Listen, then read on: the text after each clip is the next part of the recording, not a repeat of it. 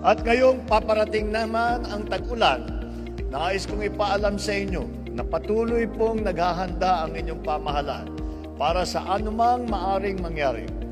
Nag-imbak na po tayo ng mahigit 140 milyong pisong halaga ng food at non-food item kung kinikailangan.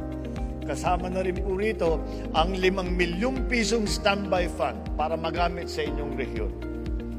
Mga minamahal kong kababayan, iba-ibang pagsubok at patong-patong na suliranin ang ating kinakaharap. Malampasan din po natin ito kung lahat tayo ay patuloy na nagtutulungan. Sa ating pagkakaisa, sigurado ako na malalampasan natin ang anumang hamon at makakamit natin ang ating mithiin. Inaanyayahan ko po kayo na sama-sama tayo maglalakbay tungo sa mas magandang bukas ng isang bagong Pilipinas.